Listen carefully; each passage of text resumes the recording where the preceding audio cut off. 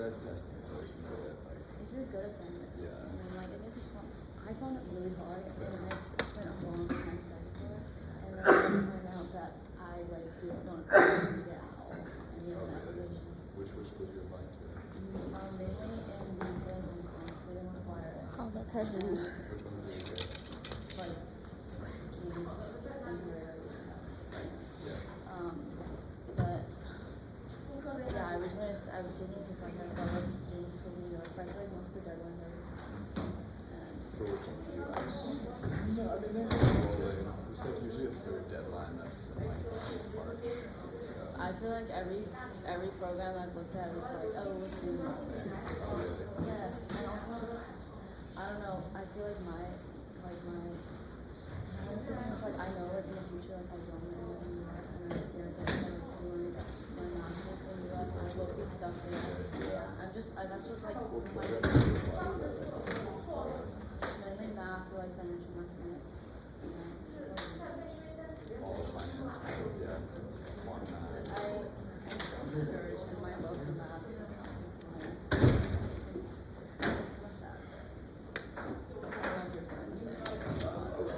I'm just really tired today, so I'm really excited.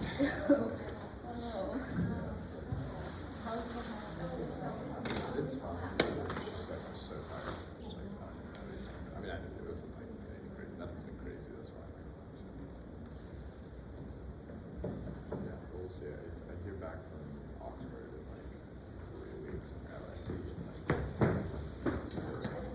Those are the two that I really liked, and then I also applied to like UCL, and then. Okay, so I suppose you're not hoping for that I will miss today's class, right?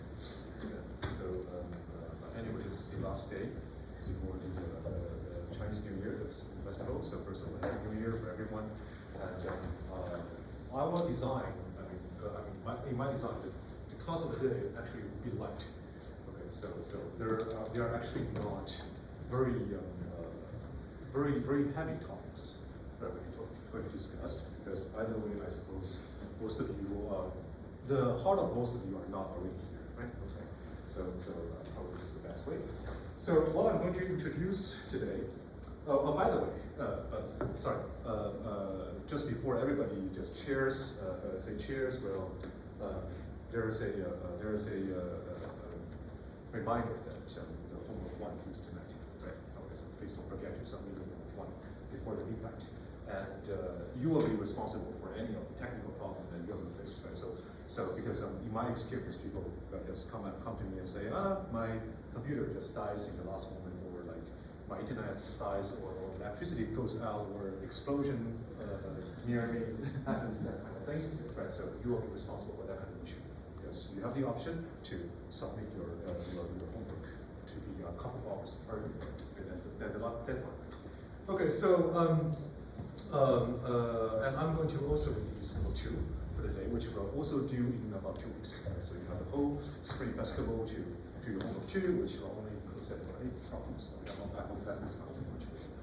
And so I plan to talk about, so the plan of today is that I plan to focus on 1.6, but also use the same part of material to get some start to prepare ourselves for section 2, okay, especially for 2.1. And this is about, so if you go to 1.6, right, you're going to see that this is primarily about, okay, what is the title? The title of 1.6 is the title of the second order equations, right? 1.6, type of the second order equations. Because the reason of that is that we are already very familiar with the first order equation, okay, with the first order equation, and this is actually comes from especially comes from the change of variables, right? Especially even with, so we have been, so just to for a review for a little bit. So we are already very familiar with equations, for example, like ux. So AUX plus BUY equals to 0, this kind of things, right? And some of you, well, actually, it's going to be very straightforward that if we can do if we could do a change of variables via a linear combination, for example, just assume that we are having something like z. Okay, z equals to, let's say, ax plus by, right? Ax plus by. Then what we're going to have is that we're actually having uz equals to 0. Right? Well, we have uz equals to 0. And therefore, similar arguments can be extended to, for example, what if I having something like aux plus by, buy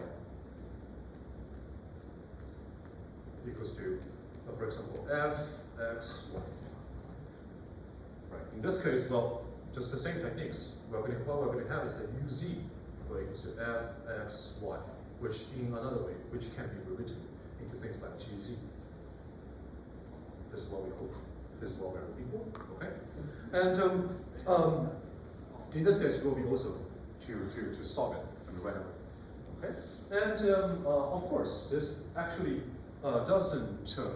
These two type of equations, they do not include all the possible first order equations. Another type of things. Sorry, over here. Another type of things we'll be facing it will be something like aux plus buy. Okay. For example, plus cu equals to 0. Okay. How do we tackle that?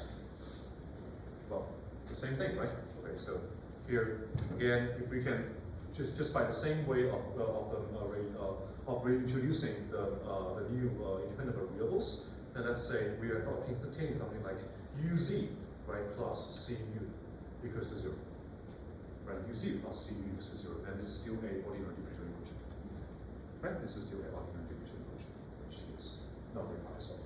Okay, so just in case that there are some of you think that we have just introduced first order equation, but we are not done with all the possible types of first order differential equations, because the other types of first order differential equations are very easy to tackle, okay, based on the techniques that we introduce. Okay, this is just very light, very soft touch on that topic. So generally when we are looking into a second order partial differential equation that are always linear, then what we are usually, so the most general form, how to write down the most general form, okay, for the second order linear PDE. So this kind of, so let's just suppose that we are only having, so now second order. And let's suppose that we are only looking into something like uxy, okay, u only depends on x and y. And we'll be starting from only two independent variables. Okay, and then our results will be able to extend to more independent variables. Okay? So how do we write down the most general form for second order PDE for you? And of course, it has to be linear. So that kind of PDE, because it's second order, so that should obviously include what? Second order derivatives. Right? Second order, so how many different types of second order derivatives are there? They are actually u, x, right? And then what? U, x, y. Well, since again we have already said that in this class we can switch the order of differentiation and integration as much as we want. Okay, so uxy will suppose it also equals to uyx. Okay, so this also equals to uyx. So I will be leaving this out because these two things can be combined. And then what else? U, y. Okay, so this is the complete list of all possible second order partial derivatives. Okay, and then what else? What other kind of terms can be included in this PDE? ux. Okay, ux and uy. Is that all? Is that all? Is that all the possible terms that's about the dependent variable u that you show up? U itself, right? Okay, u itself. So since you see everything is linear, so none of these, which means that none of these terms they can be combined with each other, right? So they should all come in with a linear coefficient. Okay, so let's say this is my A11, okay, A11 ux, and then plus let's say 2a1 2 uxy. You see the reason that I deliberately appoint a 2 over here, right? Because that actually includes both uxy and uyx. Okay. And then plus u22. Okay. Uy, and then plus a1. Oops, this is a little bit too far. And then plus a1 ux, and then plus a2 uy, and then plus, let's say, a0 u, okay, equals to 0. If that's inhomogeneous, okay, if that equation is inhomogeneous, of course, we can also add a fxy on the right hand side. Okay, that's a function about the dependent variable. It's not about anything about the independent variable. Oh, sorry, this fxy is a function about the independent variable. It's not about the dependent variable. Okay, this is the second order. Okay, so this is the most general form for the second order ordinary diffusion equations. Yes, go ahead. In the first example you raised, AUX plus BUY equals to 0. Are you sure Z equals to AX plus BY or BX minus A? That's a good question. So Characteristic line. let me think. I might be wrong. Yeah. So let me check.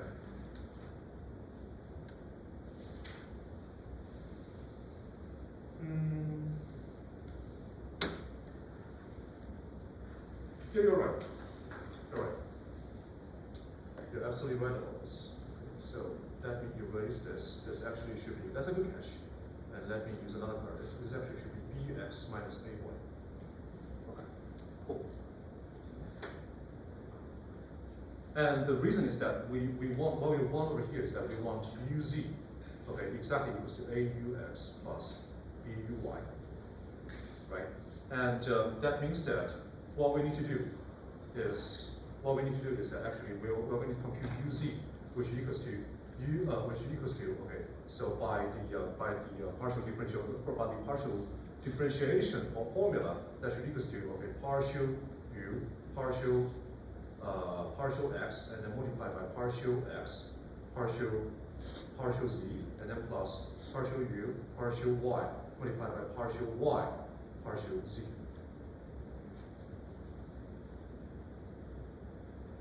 Right, okay, and then let's see, and then partial x, partial z should be, let me think, 1 over b, and well, partial y, partial z. Wait a second. Oh yeah, indeed. Let's see if that's anything correct. Yeah, indeed, that will finally give us a 0. Okay. Yeah, that should be it. Okay. Again, it's everything about first order, and now we're in the second order. Okay. So for the second order, well, you see, the way that we assign the coefficients over here actually remind us of what? They actually remind us of a 2x2 matrix, A11, A12, A21, which happens equals to A12 and then A22. Right? A matrix.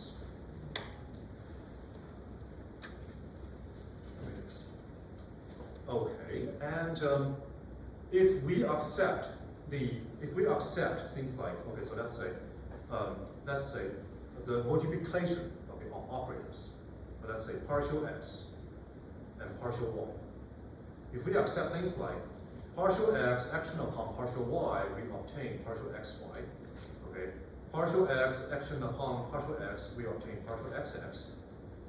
Okay, if we accept this kind of things, then actually the first leading, the three leading terms, okay, the three leading terms, actually they can be rewritten in such a way, actually into a bilinear form, right? They can be rewritten into a bilinear form, which is exactly here, like partial x, partial y, okay, and here partial x, partial y.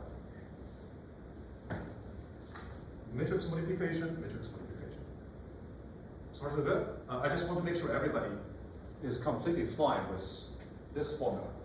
Okay, what I've been saying is that what I have in this rectangle equals to the multiplication of this. Okay, of course. Well, I need to. All of this has to action upon U. Okay, finally, all of this has to action upon U. Finally. Okay. So what I'm having over here is that I'm having a matrix multiplication, which is actually a bilinear form, and which will finally produce a linear differential operator, okay, which is called, this is called, okay, so what I'm having in my yellow box, okay, is essentially partial x, okay, a11, and then plus 2a12 partial xy, and then plus a22 partial yy. If this action upon U, okay, finally, of course, we go back to what we have in the black box. Everybody completely fine with this? Good, okay. And the reason of that, okay, is exactly that here, A11, A1, A2, A12, A21, A22, these things are completely constants. And therefore, we are able to move them freely, okay, along all of the operations of differentiations, because all these differentiations are linear operators. Okay, however, if these things, if my A11, A12, A21, A22, they are not constants, if they become, for example, functions of x or y, or x and y, okay, then what I just said will just fail, right? Because of what? Because this is because, you see, partial, so this is actually, it's not hard to see, right? It's not hard to see that partial x, okay, of multiplied by things like ax, and then partial x, this operator actually upon U, this is different from ax multiplied by partial x action upon U.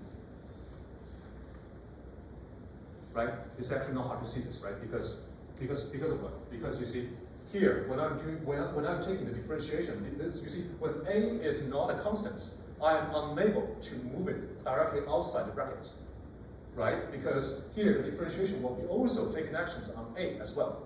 Okay, well, a is a function of x. So this argument will only be true. Okay, this is only true. Well, my A11, A12, A22, okay, these are constants. Okay. This will only be true if they are constants. And, well, and actually, if they are not constant,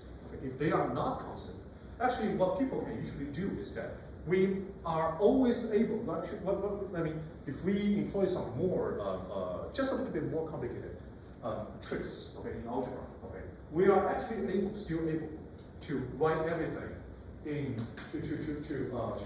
factorize everything, okay, in the matrix form. Okay, but let's not touch that for now. And let's just assume that my A11, A12, and A22, they are completely constants for now. Okay. Then you see, because this is the bilinear form, and the core of the bilinear form is about the matrix over here. And let me write it down as a BK. Okay, let me write it down as a BK. Okay, so you see, the property of my A will actually determines the property of the equation star.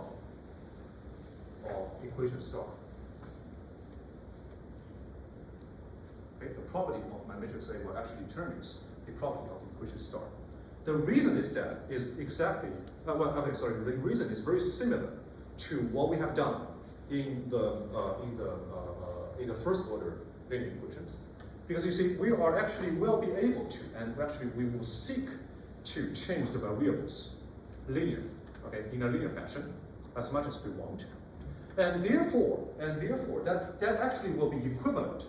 Actually what we're going to see, right? What we're going to see just a little bit later is that will be equivalent to the changing rewrite the matrix A, okay, and operates and do the linear operations, okay, upon the matrix A. Okay, and if we are able to rewrite A into after some linear transform, if we are able to write down A as a diagonal matrix, and that means that our second order differential operator will actually have a relatively simpler form. Okay? So I hope this argument is actually adequate for us to focus on the property of A. Okay? So what kind of property that A might be able to have? Then, well, okay, so the most important things, of course, is going to be the determinant, right? The determinant A. The determinant A will actually, in this case, actually be equals to things like, okay, it actually equals to A12 squared, okay, and then, it actually equals to A11, A22 minus A12 squared, or A21 squared, let us say. Okay? And this guy, it can be larger than 0, or equals to 0, or smaller than 0. So is it good? So is it good? Well, in all of the equations that we have studied, okay, when will this guy be, for example, be smaller than 0? In all the second order differential equations that we have talked about, when will this be smaller than 0?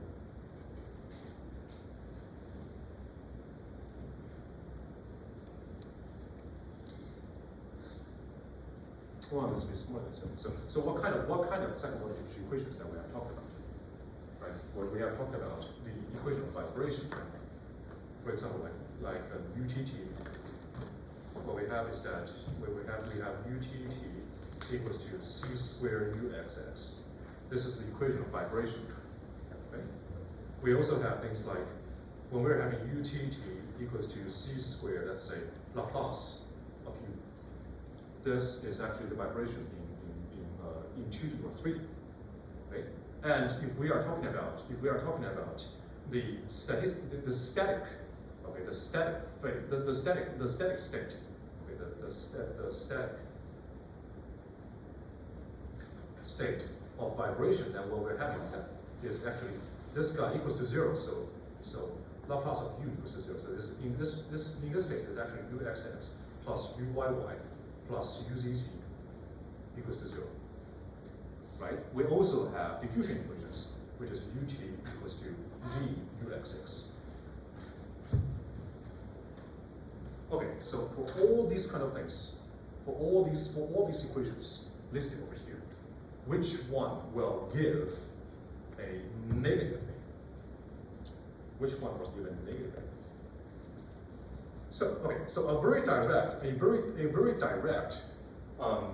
Let's try to just first verify this in a very simple way, right? You see, for all these equations over here, the auxiliary term uxy or utx, okay, these kind of things, they do not exist.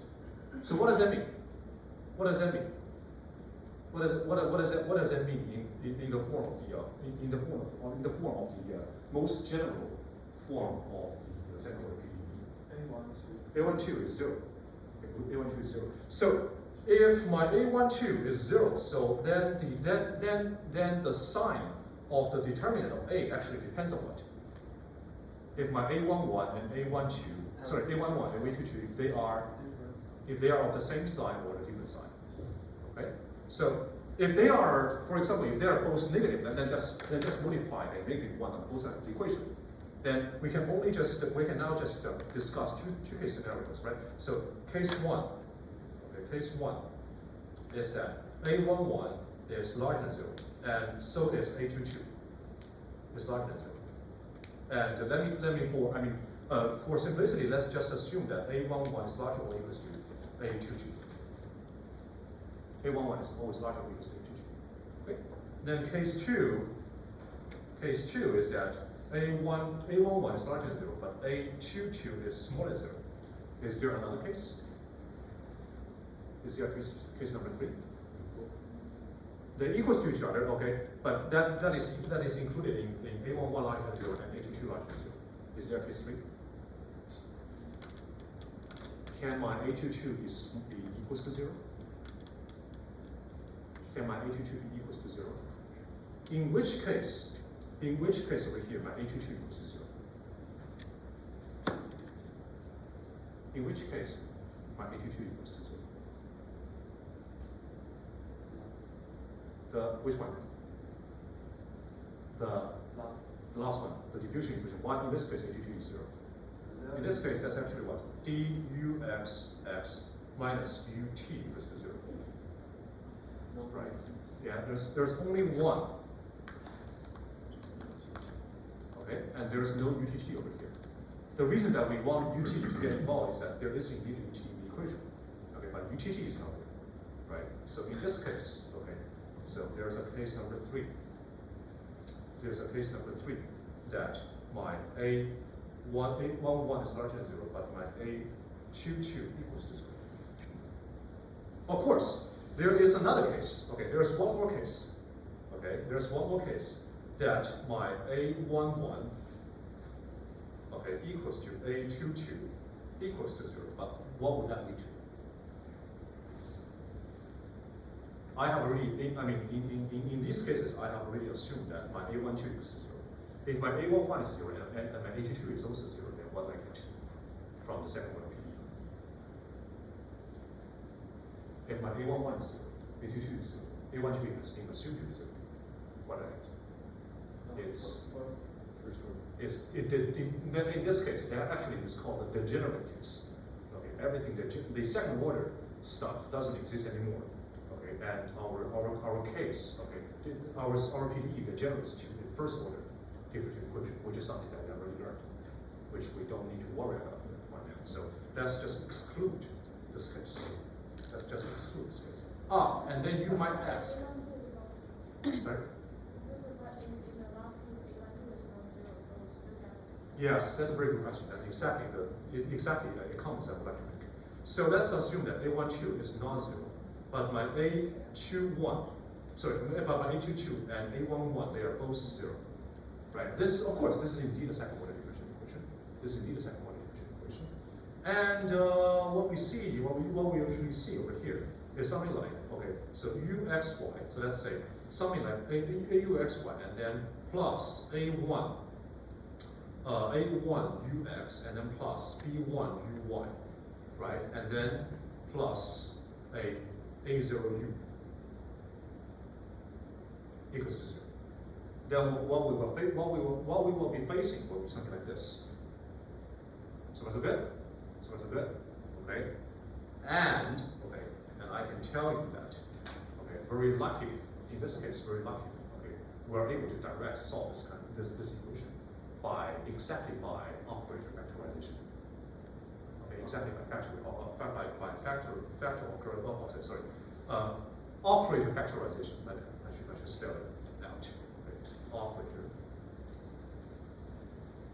factorization.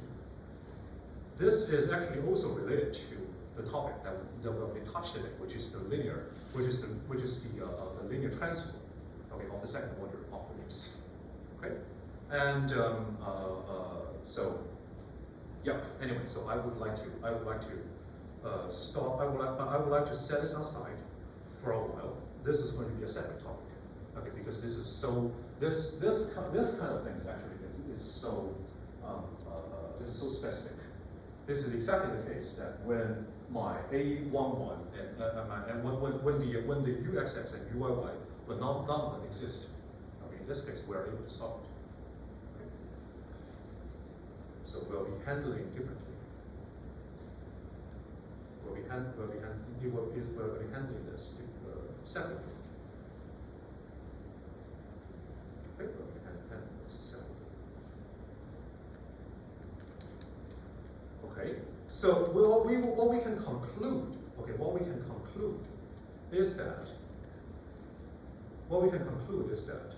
so you see, going back to our main discussion, you see, in my case number 1, okay, when we are assuming that A12 equals to 0, so to be a little bit more specific, assuming A12 equals to 0 is helping us. I'm just simply using assuming A12 equals to 0 to help us to categorize those equations that we have already learned. Okay, and after we move on, I'm not going to assume A12 equals to 0 anymore. Okay? But in these cases, if we assume that my A12 equals to 0, okay, then what we have is that, so you see when A11 is larger than 0, A22 is also larger than 0. In this case, is that A11 and A12, they are of the same sign, then actually we're having the determinant of A is actually larger than 0. Okay, so which of the cases over here satisfy such kind of argument? Which cases satisfy such kind of argument? Well, to make it a little bit simpler, let's say we're not considering Z for now. Okay? So let's just say we're only considering UXS plus UY equals to 0. Okay? Which of these equations satisfy this argument?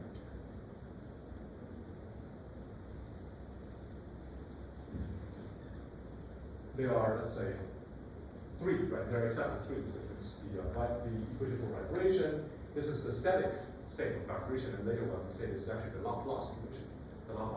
And this is the diffusion equation. Okay. So which one satisfy A11 larger than 0 and A22 larger than 0? It's the Laplace equation, right? Okay. It's the Laplace equation. This is my Laplace. This is my Laplace equation. And in this case, I'm having that A11 equals to A22, which are they're both 1, right? And therefore, what I'm having over here is, and of course, A12 equals to 0. And in this case, I have my determinant of A, okay, I'm having my determinant of A is larger than 0. So far so good? Okay. Which one satisfies that A11 is larger than 0 and A22 is smaller than 0? Which one satisfies that A11 is larger than 0 and A22 is smaller than 0?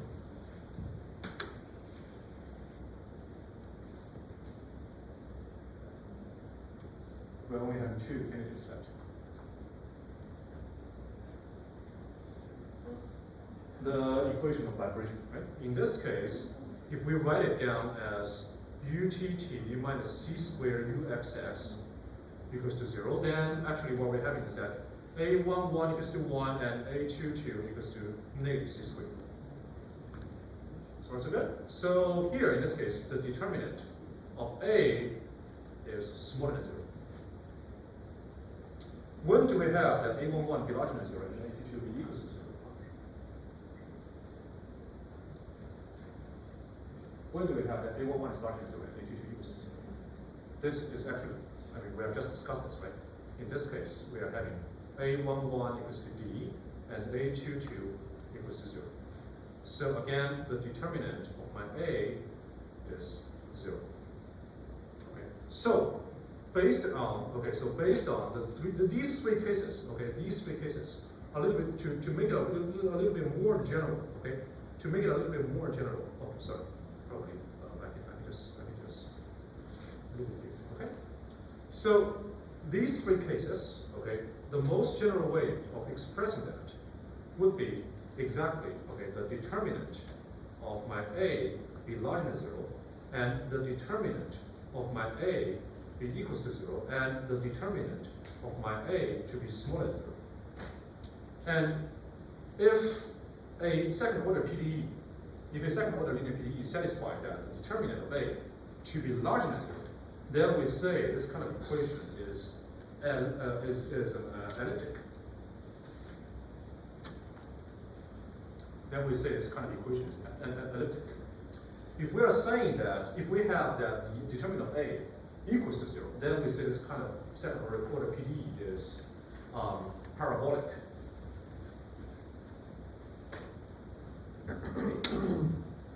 For the rest of the cases, then we say this kind of equation is hyperbolic. And the reason behind these naming, okay, exactly comes from this. Okay, imagine that I am not looking into a second order differential equation. So let's recall that the second order differential operator writes as a11, a12, a21, a22, okay, and then partial x, partial y, right, and then partial x, partial y. Okay, so this is the operator. This is the bilinear form.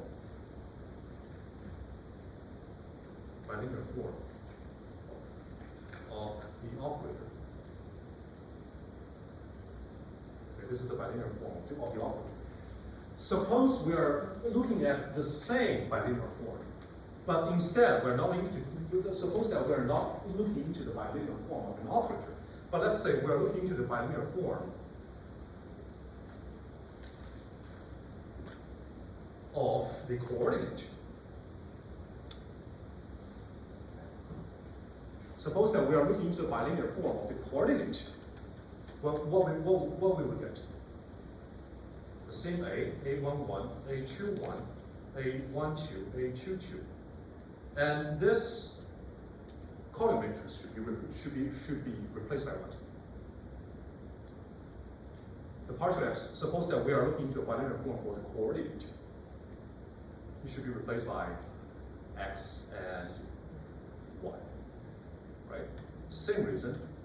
The partial x, partial y over here should be replaced by x and y. What is the product? What is the product? What is the product? What is the product of this one? This example would be a11 x squared plus 2a12 xy and then plus a22 y squared. Okay, according to your geometrical to the geometrical knowledge. Okay, what would happen if my determinant of a to be larger than 0? So you see, this is again a bilinear form, right? And if I let this formula to be equals to 0, this will actually represent what? This will actually represent second order curves on the plane. This will represent second order curves on the plane. An example is that if I'm taking a11 equals to a12 equals to 1, and taking a12 equals to 0, then in this case what we're going to obtain is x squared plus y squared equals to 0. What kind of curve is this? What kind of curve is this? Anyway, what kind of curve is this? It's a circle. It's a circle, right? This is going to be a circle. If, unfortunately, my a11 doesn't equal to a22, then for example, x squared plus 2y squared, what kind of curve is that? What kind of curve is that? It's an ellipse. Okay, that's exactly why in the determinant a to be larger than 0, we call this guy to be an elliptic equation. Okay, we call it to be an elliptic equation. And well, in this case, what we're having will be something like this. An ellipse. So good. What if we're looking to something like x squared minus y squared equals to 0? That's actually a parabola. Well, that's actually a parabola because what we'll be having, okay, will be exactly like things like this. Oh, sorry. The parabola, what we're going to have is going to be something like this and this. Okay. What if I am having something like x squared minus y equals to 0? What if we're having x squared minus y equals to 0? This should be exactly a quadratic function. And for a quadratic function, how do we call the curve? Oh, sorry. This should be a hyperbola. Okay. For a quadratic curve, it's actually a parabola.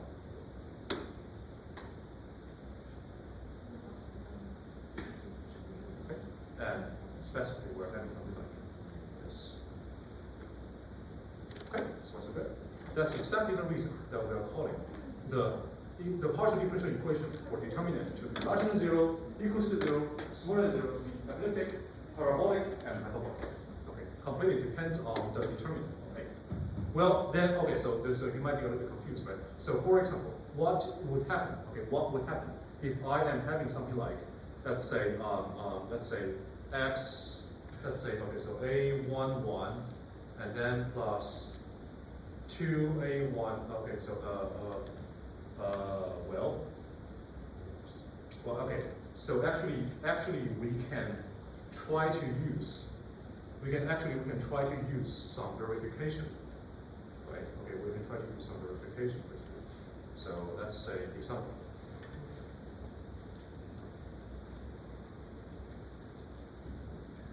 Let's say example. Example 1 over here. Okay, it actually includes example 1 in the book. Actually, it includes several different PDEs. Okay, example 1a is, let's say, uxx minus 5uxy, okay, equals to 0. Uxx minus 5uxy equals to 0. What kind of second order PDE is that? What kind of second order PDE is that? So first of all, what is my A? What is my A? This guy should be 1, this guy should be 0, but what else? What about the other two? Negative 5 over 2 and negative 5 over 2. So what is that finally? What is that finally?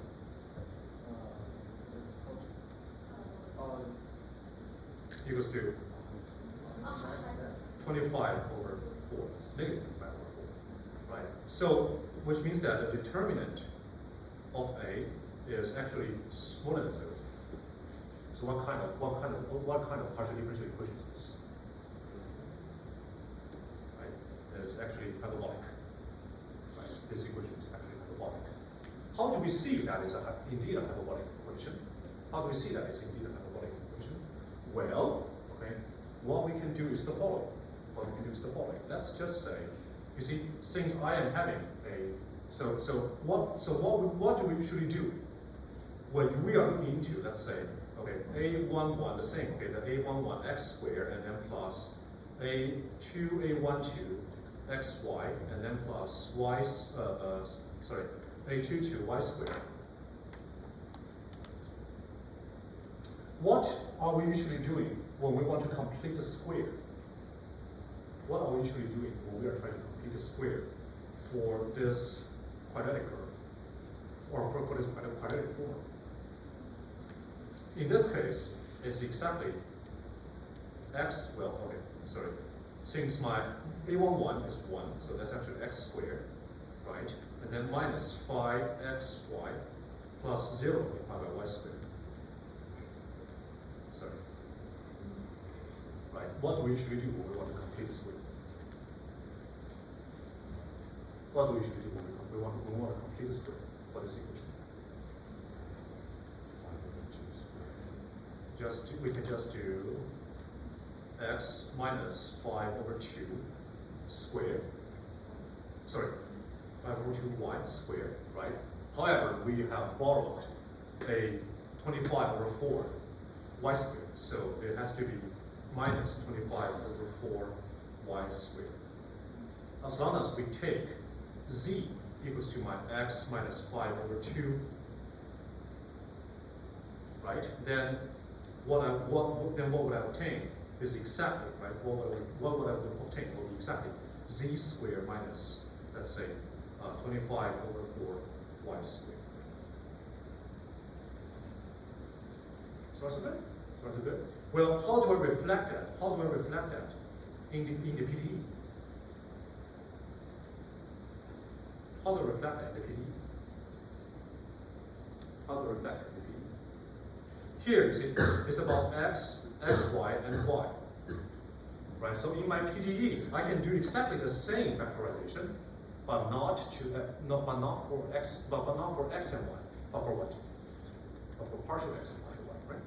Okay, so what we're having over here, you see, because again, in the operator form, this can be written into partial xx minus 5 partial xy u. Right? How do I complete the square? How do I complete the square for the operator, for the linear operator that I presented here? It's going to be the same, right? It's going to be the same. This way is the what? According to what we have done in the completion of the square. So that's going to be partial x minus what? 5 over 2 partial y squared, right? And then, however, I should minus 25 over 4 partial y squared, right? U. Or then if I open the bracket, then this guy is going to be, okay, this guy action upon u, and this guy also action upon u. Okay, then the next question is that if I want to find another variable, another independent variable z, such that my partial z equals to partial x minus 5 over 2 partial y. What kind of z should I look at? This well actually goes back to our first order, right? This actually will go back to our first order problem. How do you find such a z, such that partial z equals to partial x minus 5 over 2? Well, go ahead, do the computation over here, please. Spend 1 minute on this. How do I find a z? How to find a z such that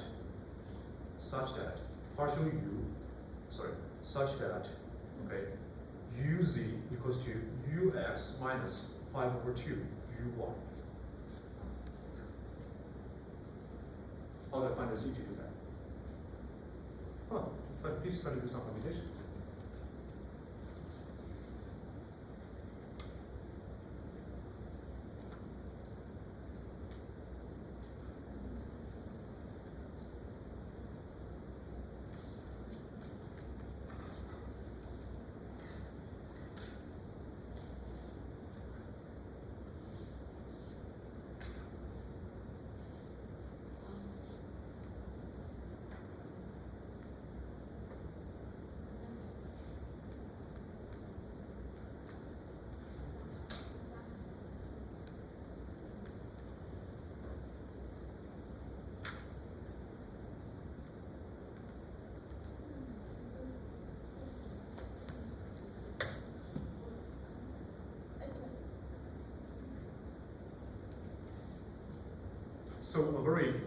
So a very generic way to tackle this kind of problem is that, let's say my z equals to something like let's say ax plus by, right? My ax plus by, and then then what we like is that then what is partial?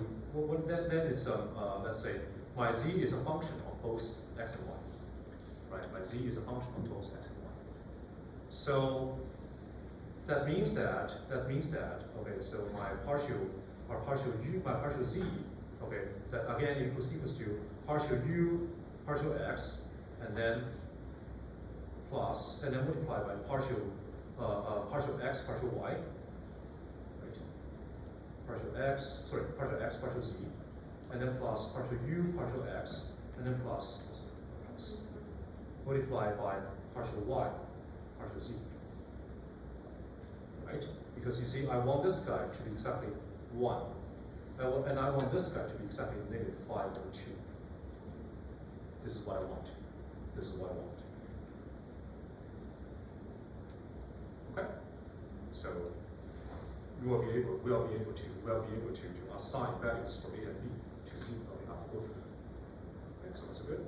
So what we can have over here is that finally we obtain something like partial Z, we can finally rewrite the whole equation into something like uzz, right? Okay, so probably one step slower, right? So when this actually equals to partial z, when I'm having my partial z equals to partial x minus 5 over 2 partial y, then essentially what I'm having over here is that partial z squared u minus 25 over 4 partial y squared u, right?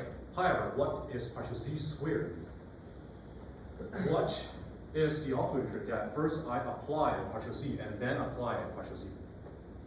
It's actually the second order derivative of u on the towards the independent variable z, right? So this actually equals to uz0. Same reason, this guy y equals to 25 over 4 negative 25 over 4 uy1 equals to 0. So this is absolutely a hyperbolic equation. Okay, this is a hyperbolic equation, and it actually has the form of what? This is actually a form of vibration equation. Equation of vibration. Yes, go ahead. Based off of just the if we're just trying to put it into one of the cases, can't we immediately stop once we see that a12 squared is greater than a11 times a12 in the matrix? Yeah, you just need to compute that. Okay. Yeah, So yeah. That's That's right. Because here, I mean, of course, the example, on the book, the example only tells you to judge, to make the call. Right. If what kind of equation is this? Okay, but I would like to what I want you to do is to really that we have the ability to rewrite the whole equation. Okay, in the standard form. Okay, in the new standard form. So now the second one, one b. 1b is actually 4uxx, okay, minus 12uxy plus 9uyy plus uy equals to 0. Asking you what kind of equation is this, right? It's actually asking you what kind of equation is this. But first of all, it's actually relevant. What term is actually irrelevant to our call? The first order term, right? The first order term is not included, okay, in the bilinear form. Okay, so that can be just wiped out for now. Okay, it's something that we don't care about for now. Okay, now can you follow exactly what we have done above in example number 1 to rewrite this equation? To first complete the square and then rewrite this equation such that we can cancel the auxiliary term xy.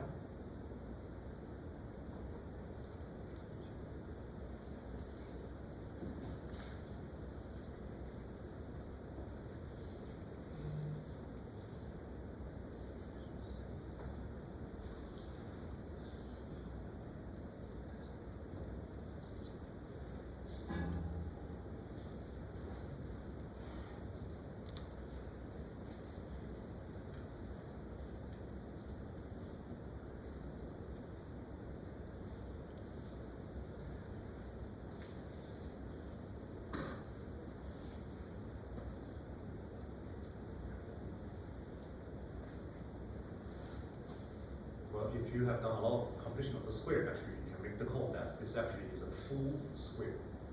Right? This actually is a full square. Because what?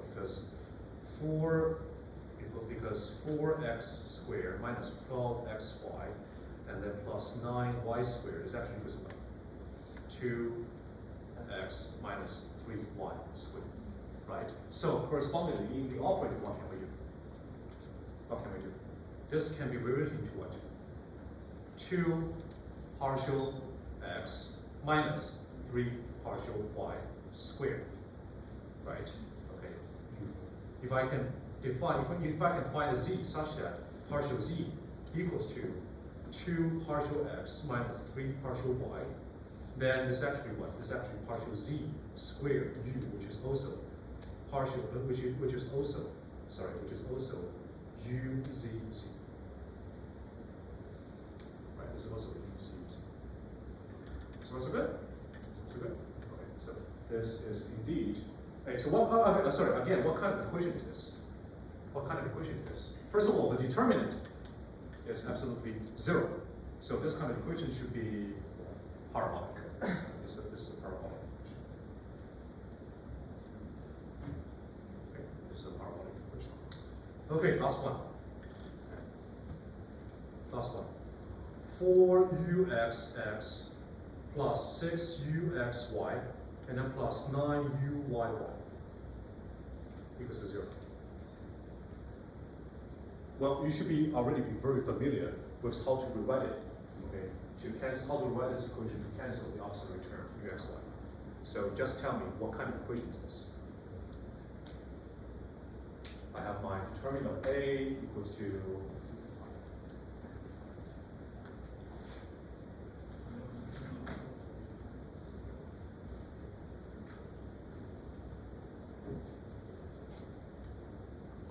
okay.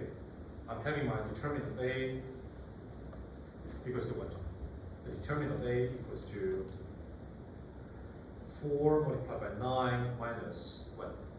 3 squared. So that's good. Okay, which is larger than elliptic. So this kind of equation should be a elliptic equation. Okay, so this is a elliptic.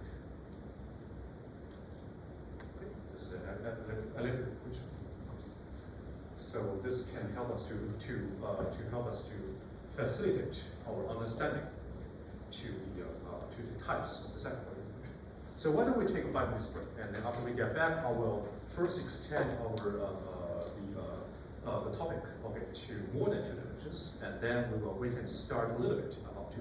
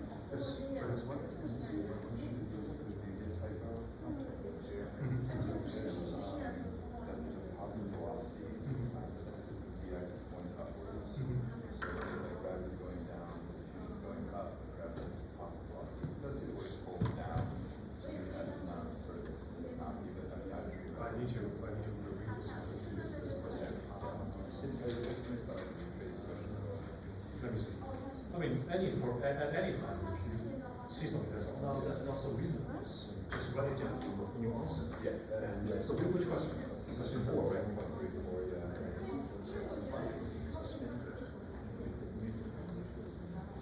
Yeah. Okay, so So the fact it will be pulled down at a constant velocity v larger than 0. So that basically tells you that that is positive in the down direction. I don't think so. So I think okay. So this is I think this is a little bit ambiguity. Yeah. So it's yeah. I think you should talk about speed or yeah. If it defines velocity to be larger than 0 at the down direction, Yeah. then and zx is pointing upwards. Yeah. Yeah, I don't think well. Yeah, I don't think this is a huge problem. It's a you can just say that this more or less contradicts. I mean, for v larger than 0 should be. So I would say what I would say is that initially it's pulled down. It's pulled down with a velocity that's not 0. Okay, and you can still treat the z-axis to be pointing upwards to develop your equation. Okay. That's it. Yeah. The way I did it was I just said the z-axis points downwards, and then I integrated going like from z0 to z1. If you want to, yes, if you want to do z to be point downwards, that's also Okay. it's not a big problem. Yeah, I mean, it affects your ability to use the fundamental theorem of calculus. Yeah. Okay. Good question.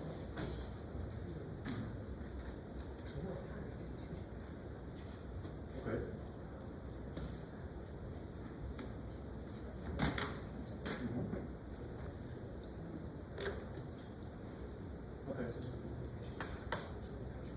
所以就是这个归根结底就是什么呢？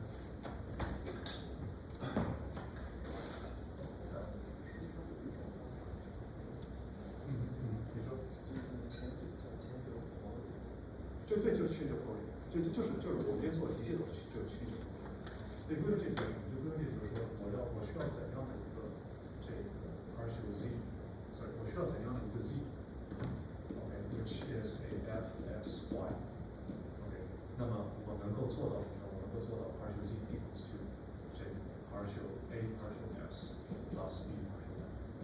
有个节点我是想去做到这件事情的，对吧？我有节点去做到这件事情。那可能就是什么呢？那我就不妨我再去假设 z 跟 w 的话 ，w 是 x1。那 in this case， 那我可以写成这个，我可以干脆先写成啊，我这里已经把别的给用掉了。我看那边把写成c d， 我要那我要跟 f 要说，帮我一样的东西。那没关系啊，就是这样的话，那么可能就是说，挺好。就是它的筛选方式其实就是一种对，但是我的问题其实在于，它后面这个意思这样做，那哪个？这个。OK。OK。然后它不一定能够被画成棋子。对，不是之后，对，当然它不一定能被画成棋子。它如果不能被画成棋子的话，那就反而麻烦一点。我就想看这个。对。会画成什么？不一定是的。因为我记得我做的有点错误，那个其实有个答案。对，是错误。那好，那我疑惑的是它怎么就会画成什么 OK，没事。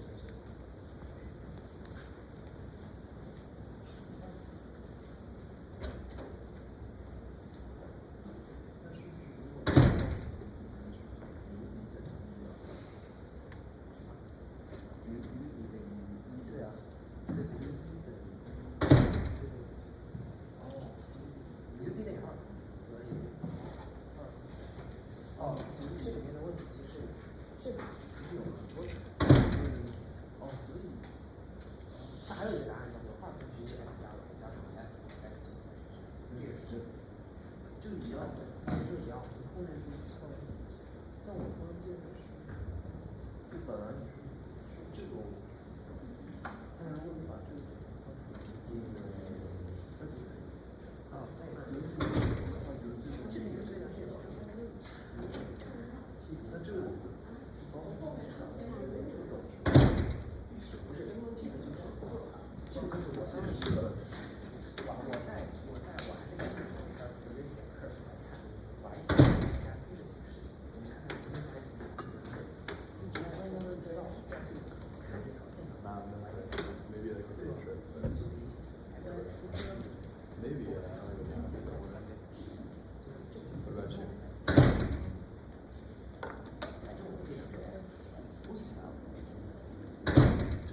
Yeah, what's that? Pieces. I know, but I just can always have the vision at the end of the breaks and then have all these papers that I haven't read yet from my exercise. Yeah, I'm not the material. I just started early. I know you actually started. Yeah, I know. We go to Bahamas. Yes. That'll be fun. I don't actually even like my topic, but like I should have told him long ago, and I thought I really wanted to do it in quantity analysis, and now I'm like, What is your topic? it's literally like this theorem, but Oh, right, you were telling me. like the proof somehow involves like a lot of properties and complex analysis. What's the theorem? It's literally like it's a theorem about the behavior of prime numbers. So if you want to know the amount of prime numbers up to between 1 and n, there's like a formula for it, and then the proof is like very long, Yeah. and it somehow involves concept of complex analysis, but I actually Yeah. I hate complex significant learning. I hate it. Yeah. And like I thought I don't know if I like it, but I knew it was just like, but now I'm like, I wish I would have asked you guys to do me go right away because that I feel like I'm more interested in that. Yeah. It's too. Yeah, I got kind of lucky with mine because What is your it's like just random motion, how it applies to option pricing. That's it. Pretty much, like it's just driving the actual equation, which is like price and option over materials.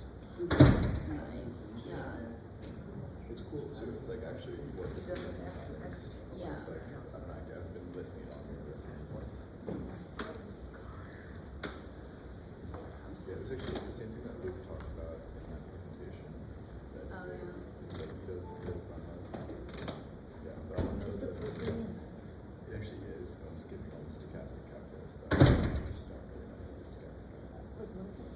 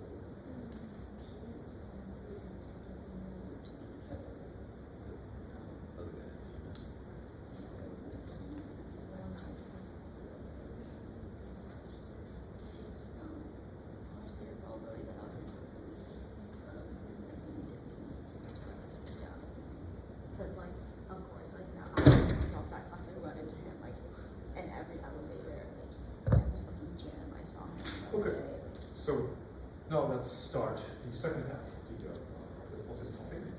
So we have just dealt with the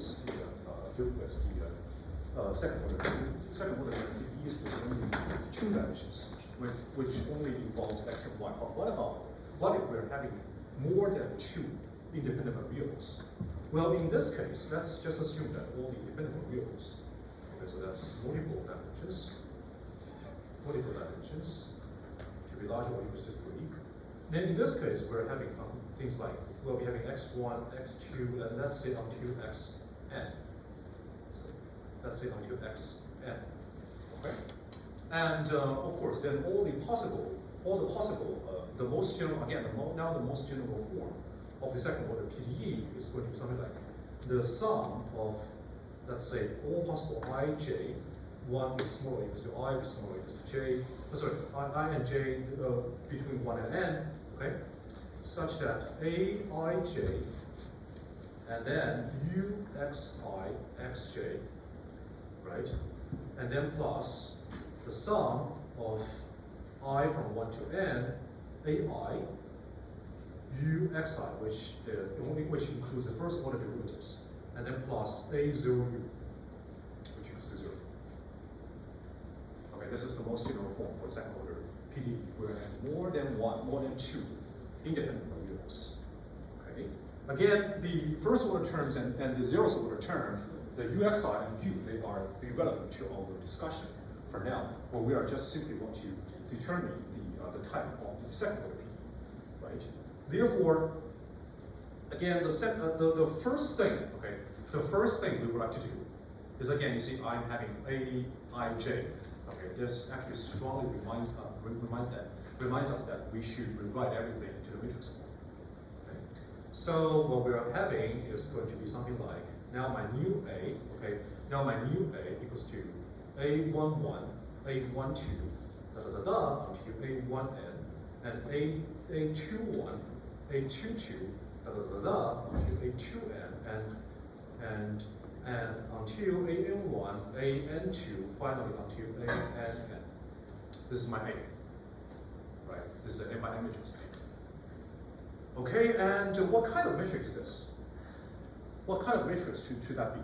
You see, since we are having uxi xj equals to uxj xi, symmetrical, right? Because so then actually it's actually very natural for us to let aij equals to aji, because we can just simply average the aij and agi, okay, to set them to equals to each other by hand, and that will actually not change the question, not change the PDE, right? So this A, okay, is actually a symmetrical matrix.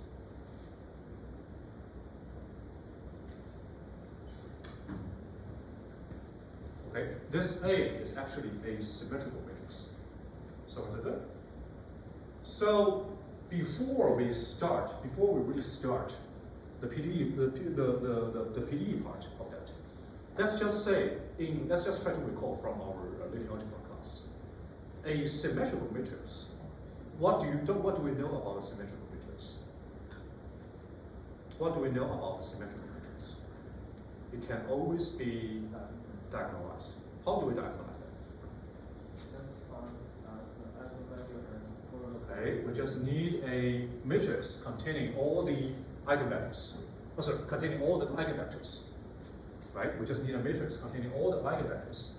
And more specifically, if we have, let's say, a matrix, let's say S, well, okay, well, actually in the book it tells you to use B, but let's say, let me still use S, okay? Imagine that S for AS, okay, imagine that for AS, I have all the eigenvectors,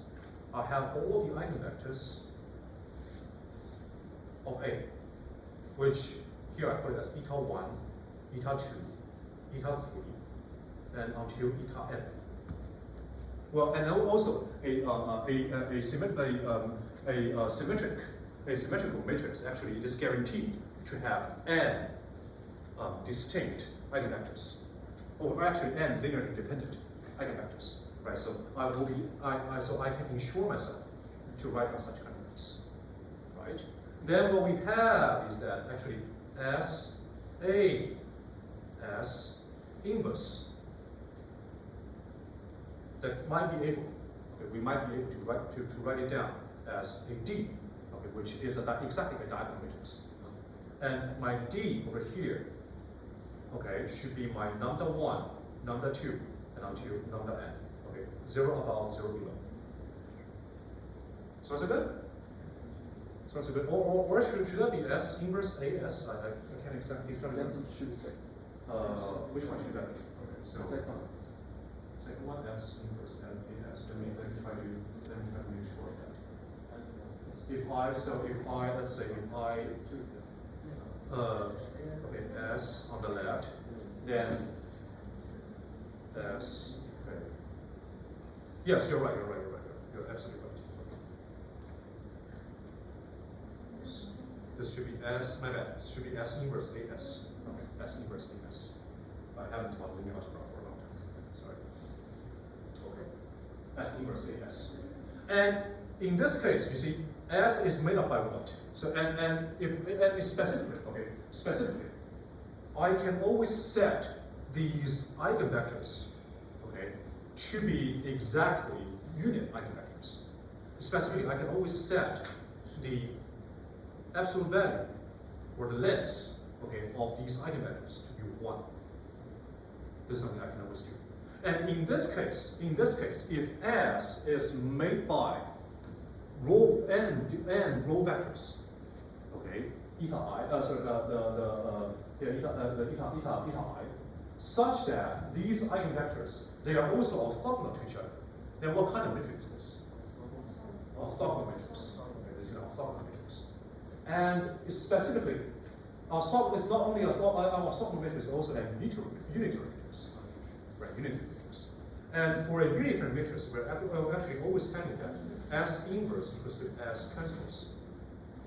Right? This is for the unitary matrix. So same reason I can write it down as S transpose AS as long as my S is selected in this way, right? As long as my S is selected as unitary. Okay, so this is the preparation. This is the preparation on the side of linear algebra. Okay, this is the preparation on the side of linear algebra. Okay.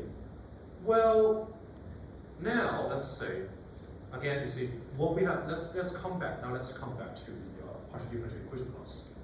Okay. Well, you see, I have my A over here, and what we have been doing, what we have been keeping doing was exactly that.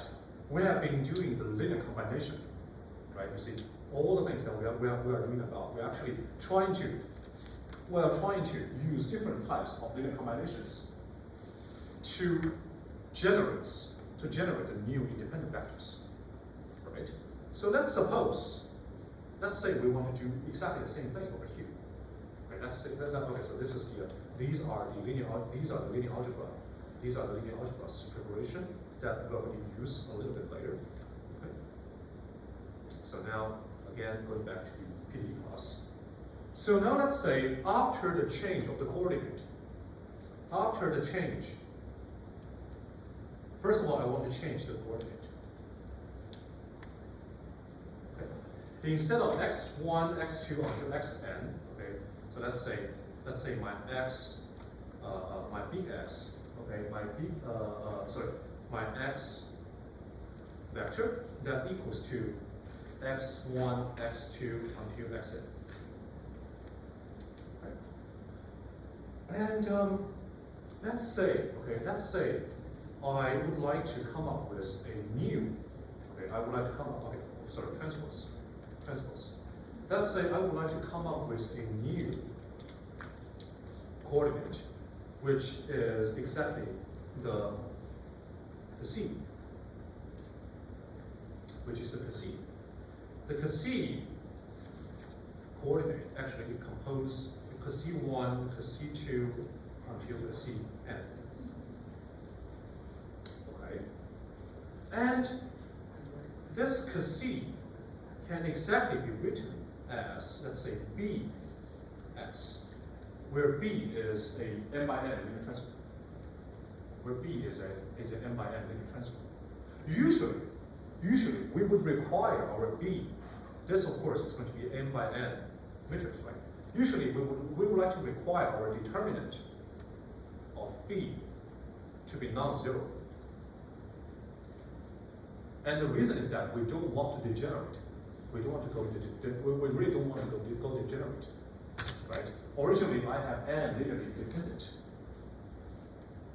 Sorry, I have an n-dimensional space. I have n-dimensional space, and all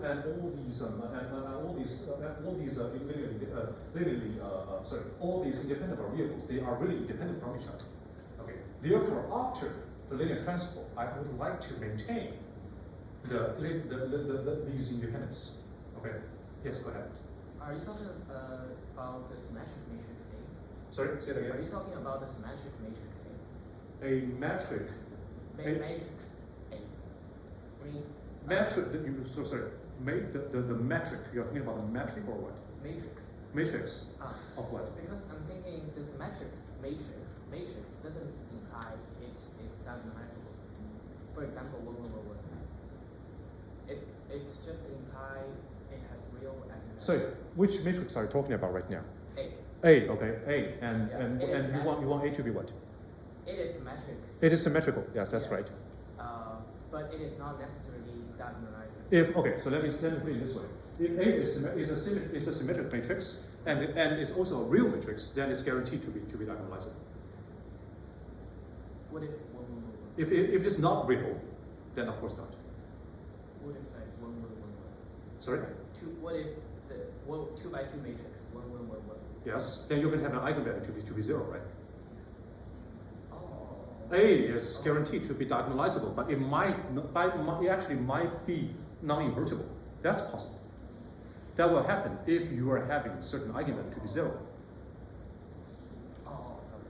Yeah, it's okay. Yeah. Although I hadn't talked about linear algebra for some while, I hope my linear algebra knowledge is still concrete. Okay, right? And you see here, we're not talking about anything about the inverse of it. Right? We're not talking about any inverse of it. We're talking about we're only talking about the linear transformation, okay, not the inverse. Okay, now coming back. Okay, we don't want our B to be a degenerate matrix. We want the rank of B is still n. Okay, this is what we usually want to do. So let's say if my if my B equals to things like, for example, let's say the case row is something like bk1, bk2 until bkn. Okay, then this actually multiply with x1, x2, and until xn. This will basically tells you that my bk, right? My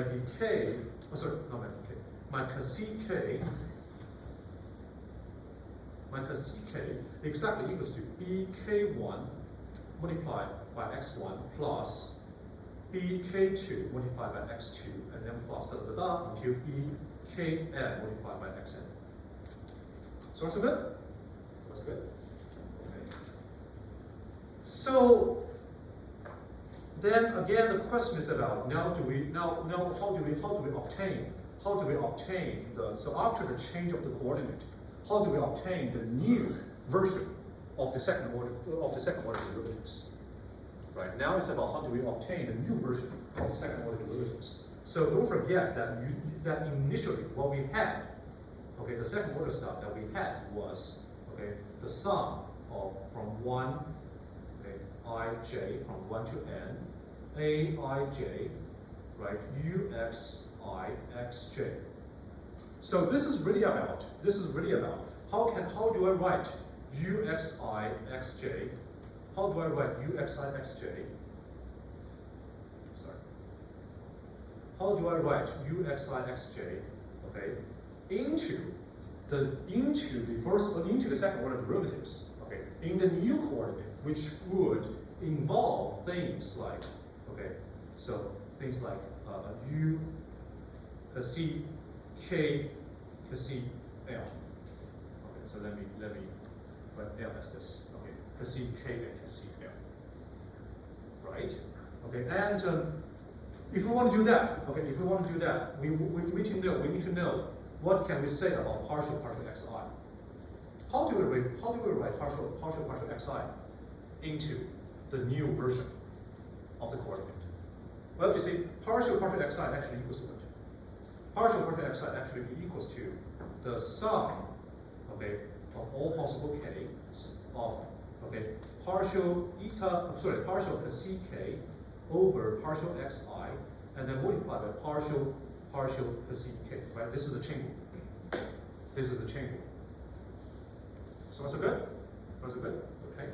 Well, now the question is, now the question is going to be, what is exactly the partial k, partial xi? What is partial Cassini k, partial xi from this?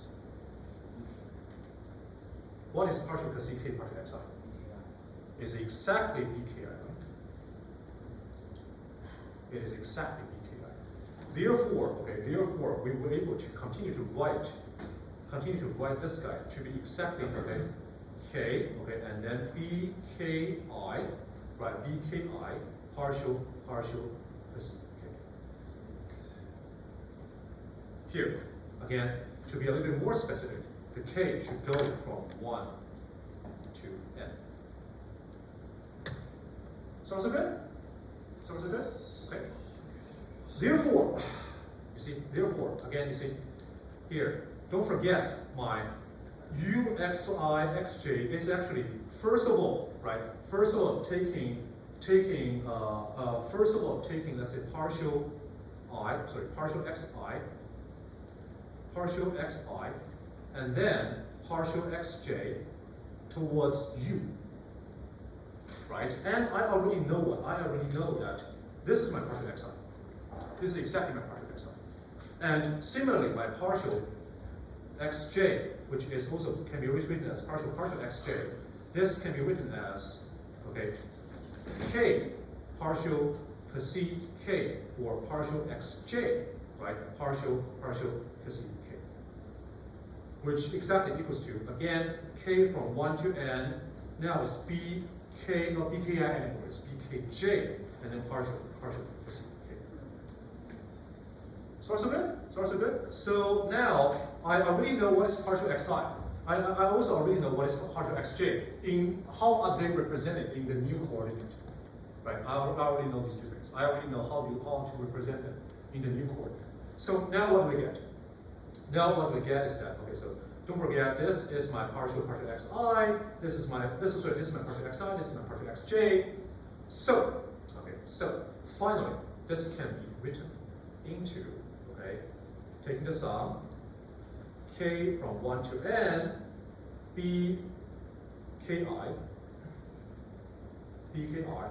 partial Cassini k, okay, and sum from, let's say, L from 1 to n, okay, and then B, L, J, right, and then, yes, I hope I'm right, okay, partial Cassini L.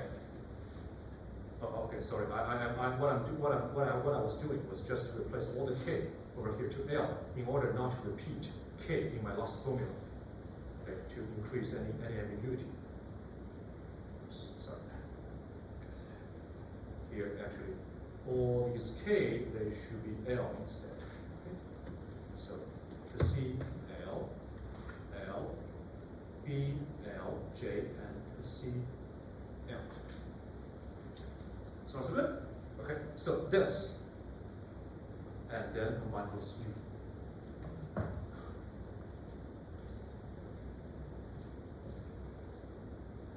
Okay, don't forget, I need to multiply by aij. Right, I need to multiply by aij. Okay, so you see, here, this is the original. This is the original.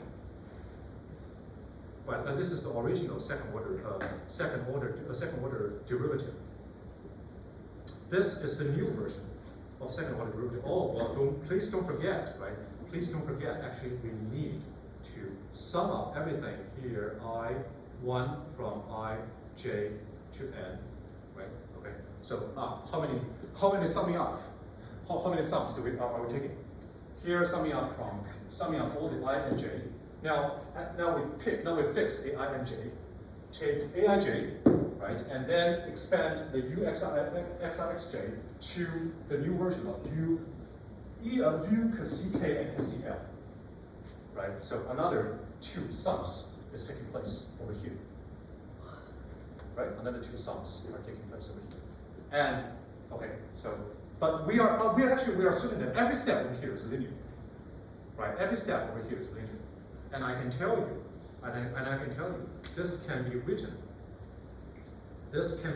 exactly, okay, this can be written exactly as the new matrix, okay, the new matrix as B, okay, B, A, B transpose, okay, B, A, B transpose, give me 1 second.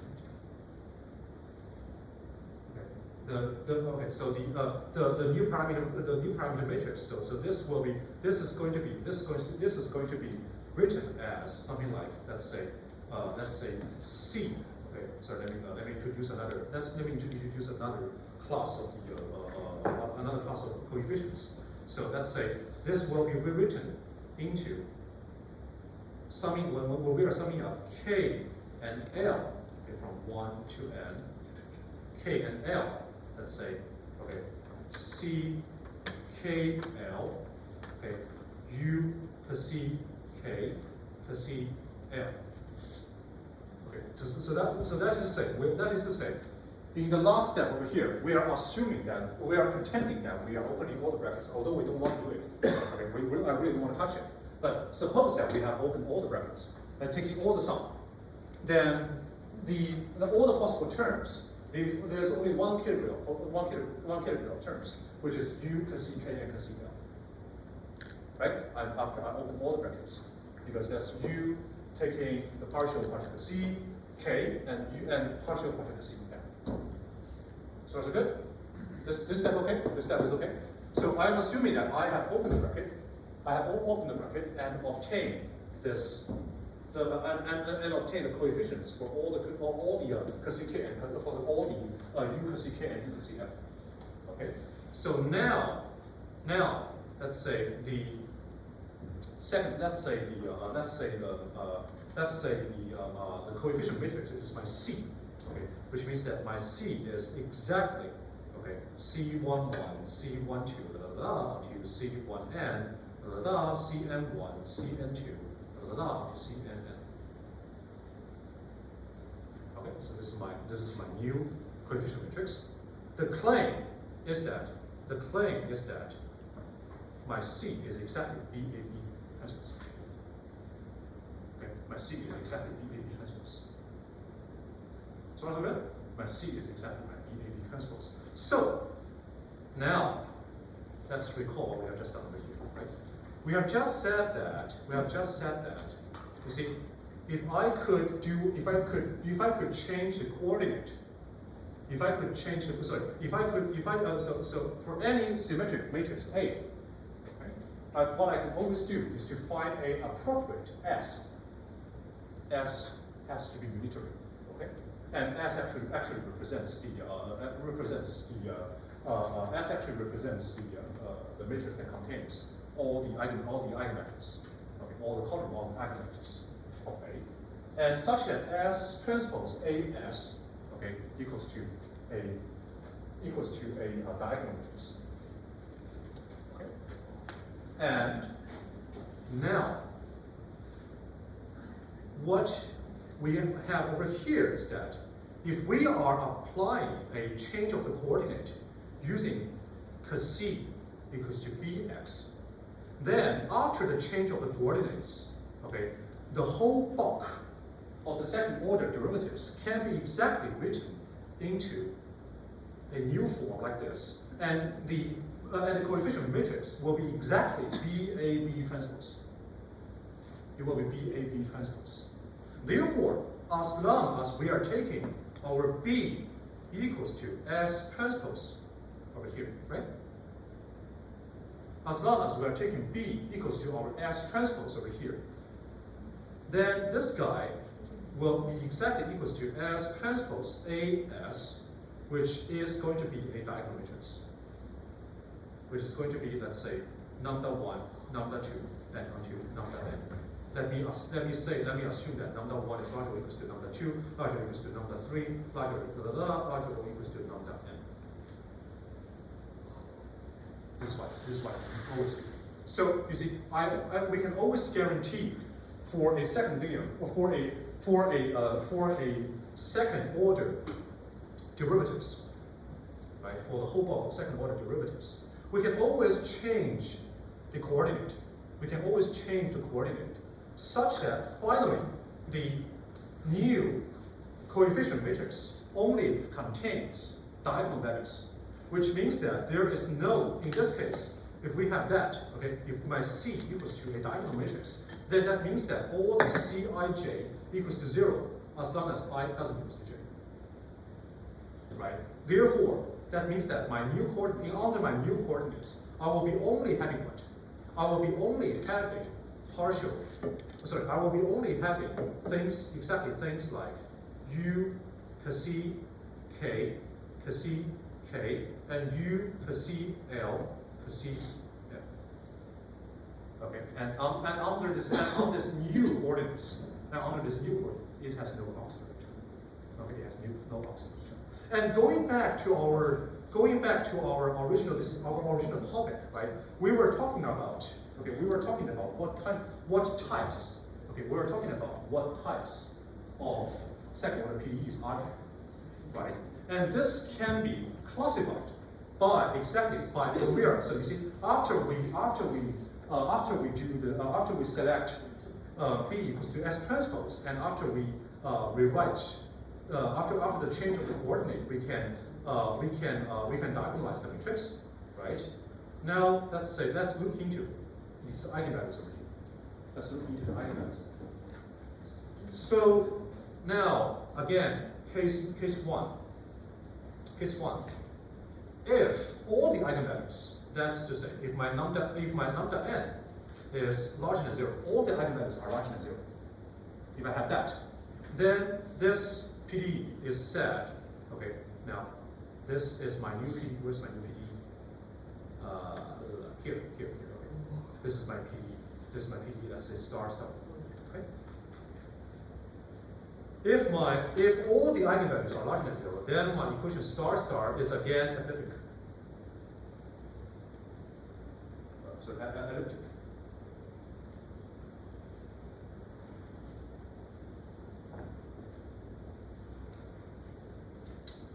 If there exists at least lambda n to be smaller than 0, okay, and smaller than lambda n minus 1, smaller than okay, so which means that if there's only one, exactly one, if there is exactly one negative, okay, then this equation is said to be hyperbolic. Said to be hyperbolic. Okay. If there are, okay, if my lambda n exactly equals to 0, if my lambda n exactly equals to 0, then this equation is usually parabolic.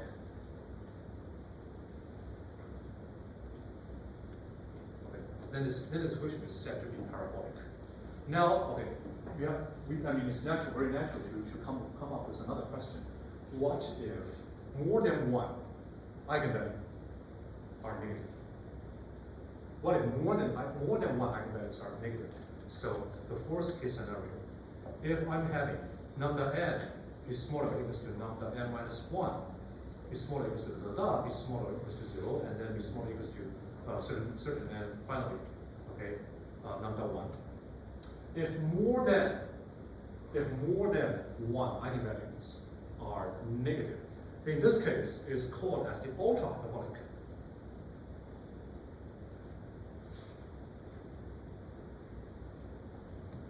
is called as the ultra hyperbolic partial differential equation. And however, ultra hyperbolic equations are not that they're actually really used or seen in the physical models. Okay, in the physical models. Therefore, the last category. Okay, we are not going to study the last category biology. Okay, so let me try to. Any questions so far? Any questions so far? For everything that we have deduced over here. Okay, so let me try to rehearse a little bit what we have deduced over here. First of all, let's come back to the original equation, right? First of all, we are discussing what will happen when we are having multiple, actually, when the dimensionality is larger than or equals to 3, when we are having more than 2 independent variables, then we are talking about a coordinate from x1 to xn. Okay, and the equation star is the most general form of the second order linear PDE. Okay, for a dependent variable u. And in this case, since we're having so many terms over here, it's actually very natural for us to write it's very natural for us to write all the coefficients for the second order terms into a matrix, and we call that matrix to be exactly the coefficient matrix A over here for the second order PDE. And A, in this case, my A is a symmetrical matrix.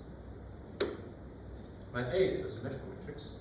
This is because uxi(xj) equals to uxj(xi), and I will be able to reassign the values to make it, always to be completely symmetrical to each other. And with that, if we do know that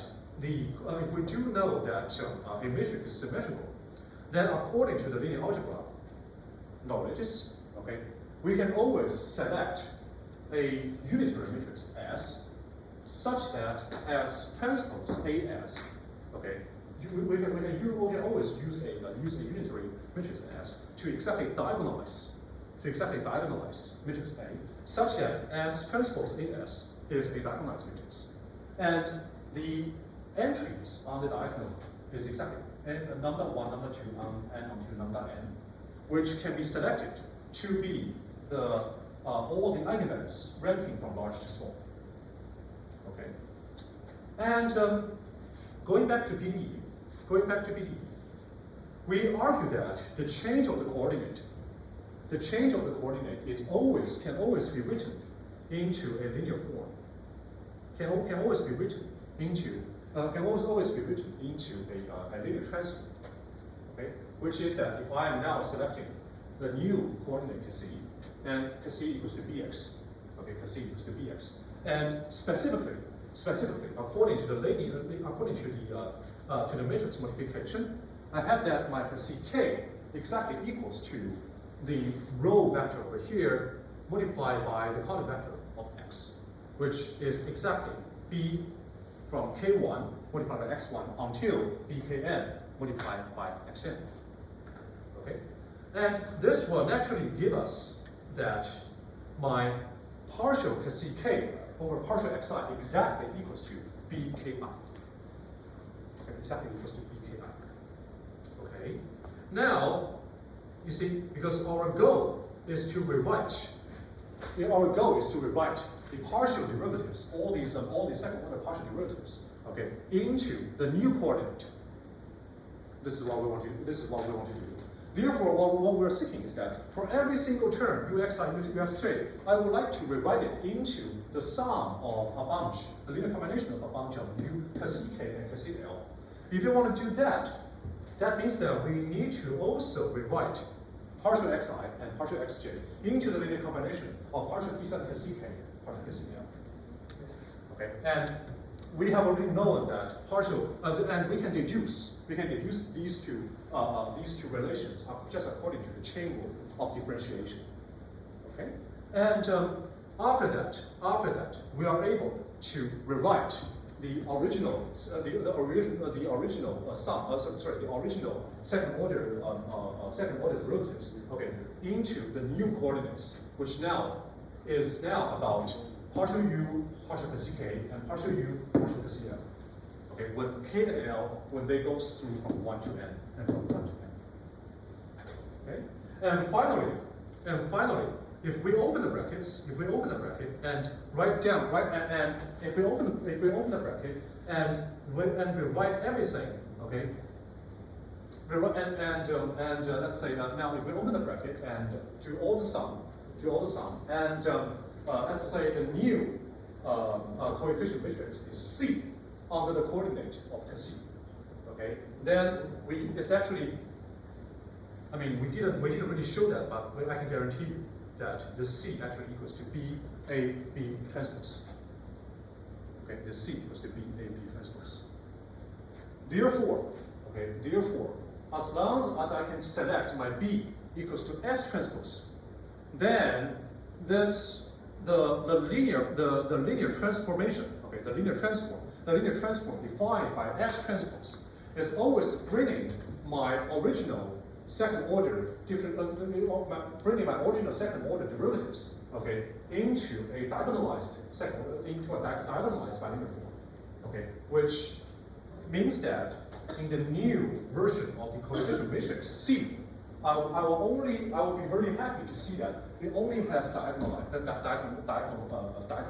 entries, okay, which means that my Cij will be all 0 when I does equals to j, and which means that in this new version of the under this new coordinate, okay, the whole bulk of the second order derivatives, okay, we only have terms like u cos ck, and u cos k, okay. And if we can have that, then we can discuss the type.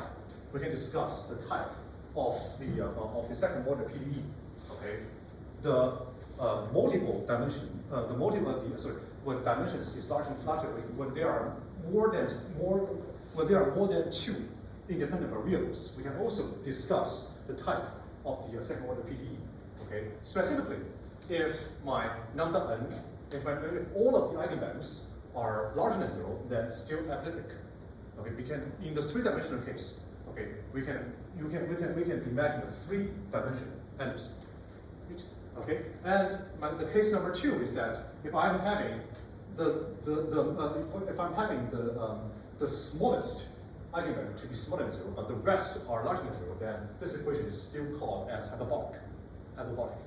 And if the smallest eigenvalue equals to 0, then this equation is said to be parabolic. And finally, okay, if there are more than one negative eigenvalues, then this equation is said to be ultra hyperbolic. But the ultra hyperbolic stuff, okay, is actually rarely seen and used, okay, in the physical world. Okay, so therefore, we're not studying for now at this point. So this is everything that I have for chapter 1. And any questions? Any questions? Yes, go ahead. What if I have multiple eigenvalues are 0? Is there a good question. Multiple eigenvalues are 0. That's something that may take place. Okay, that's indeed something that may take place. And well, in this case,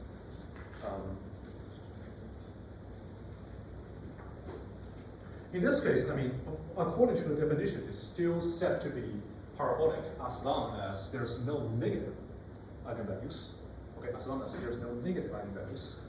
And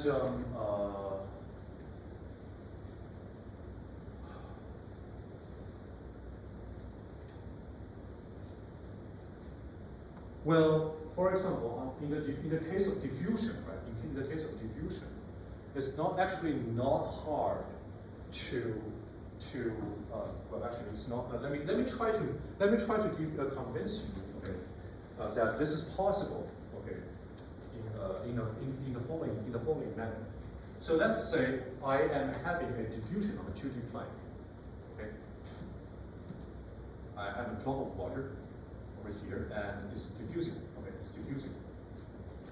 I have a diffusion on a 2D plane. So the corresponding, of course, the corresponding PDE should be something like partial T. Sorry. Okay, should be UT equals to something like let's say D. Okay, Laplace U. Okay, which also UD UXX plus UYY. And without any doubt, this is a parabolic equation, right? Now, okay, I can be a little bit naughty, and let me just say that, let's say I am forbidding the diffusion on the x direction. Okay, there's no diffusion. There's no more diffusion on this direction. There can only be diffusions on this direction, x component. Okay. There can only be diffusions on the y direction, no diffusions on the x direction. Then, well, okay, so if there's nothing that's coming up on x, if there's nothing coming up on x, of course, there's going to be d u y y equals to my ut, right? However, there is also on the x direction, there is also a linear, there's also a spatial translation. Okay, no matter what we're having over here, it's always going rightwards. Okay, no matter what we're having over here, it's always going rightwards. Okay, and the speed is exactly 1. Okay, the speed is exactly 1. Now, let's say, imagine that we are ignoring the diffusion on the y direction. What that equation should be? UXX. But what do you mean moving rightwards? I mean, if I ignore the diffusion, then everything is just simply moving rightwards. Spatial translation, again, spatial translation, right? Then actually there should be minus 1 multiplied by ux, right? Then this equation will write as ut plus ux equals to d uyy. This is exactly the equation describing the following physical process, okay? Then, the fluid can only diffuse on the y direction, and on the x direction, it can only go rightwards. What would happen? Corner. Okay. Top right. Yeah, okay, then what people usually do is that, okay, so now you can see that the time axis and the x-axis, okay, to combine them into something like z, okay, then what we're having is the uz equals to d uyy. Okay, in this case, it is still parabolic. Sounds good? I hope there's more that sounds possible. Okay, so I have 10 minutes left, okay, and I don't think 10 minutes is enough for us to start any serious discussion for section 2. So what I'm going to do is the following. So now, let's say going back to, I'm not trying to convince you in any rigorous fashion, okay? This is the job that we're going to do after we come back, after the Spring Festival. But for now, let's say, imagine that we are trying to solve an equation, right now we're really trying to solve, okay, the vibrational equation, which is utt equals to c squared, okay, uxx. Now we are really trying to solve it. After so many factorization of the vectors, factorization of the operators that we have done today, okay, what can we imagine to factorize the operator partial tt minus c squared partial xx u? What can we do to factorize this operator? Again, correspondingly, that's actually x squared minus c squared, t squared minus cx squared, right? C squared x squared, right? What can we do to factorize? T plus cx minus t minus cx, right?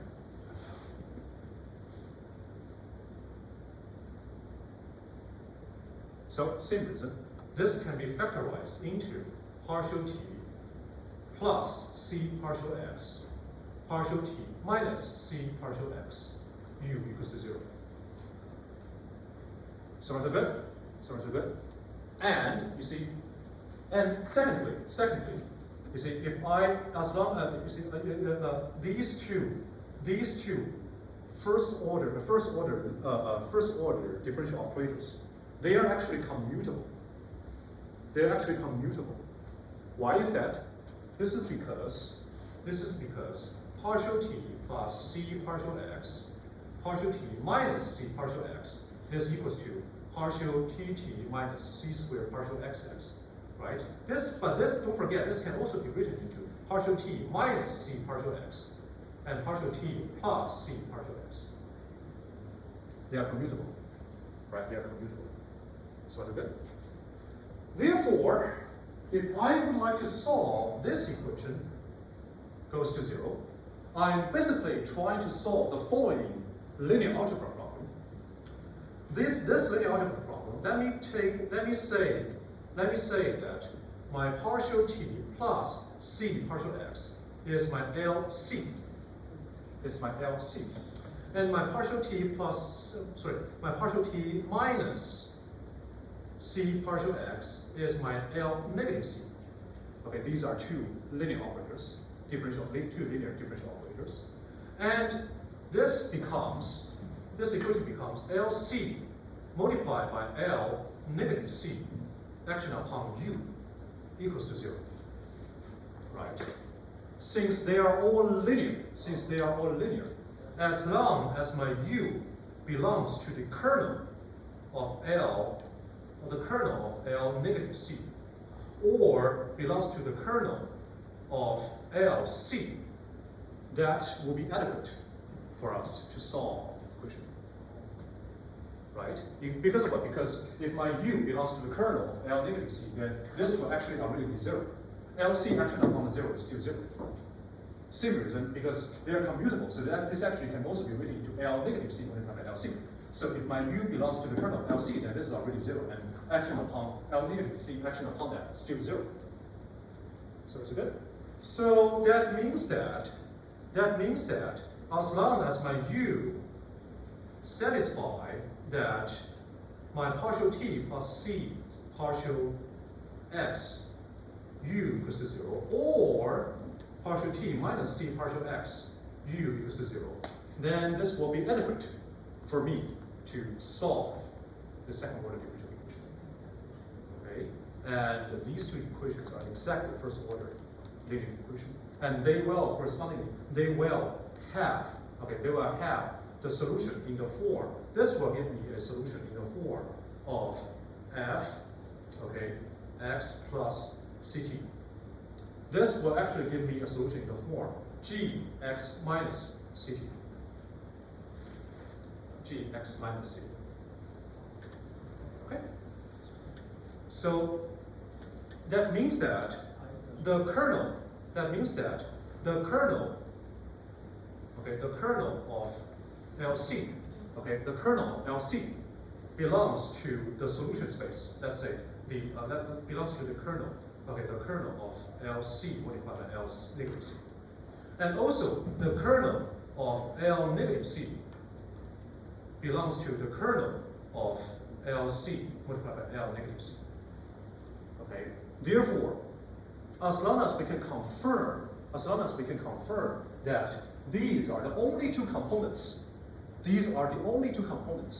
of the solution, then we can safely say that, okay, the kernel of LC and the kernel of LC multiplied by L negative C exactly equals to the span of the kernel of LC and the kernel of L negative C. And represented in the solution. That means that generally the solution U can be written into the form of, okay, the solution UXT can be written into the form as fx plus ct plus gx minus ct. Okay, that will directly help us to solve the equation in vibration. Okay, so again, no rigorous discussion over here. I'm just trying to, based on the discussion of the factorization of operators today, I wish this can give you the intuition, okay, in 5 minutes. And this one I hope I have done a good job. Okay. So again, thank you everyone for coming, and I wish you everyone a good spring festival. And don't forget the deadline for the last meeting is the most important. And I will be staying in my office until 5, but then I have to run because I have a flight to catch at around 9 p.m. So you're gonna come to the office hour, be quick. Okay, thank you everyone, and I will see everyone after the Spring Festival. 新年快乐！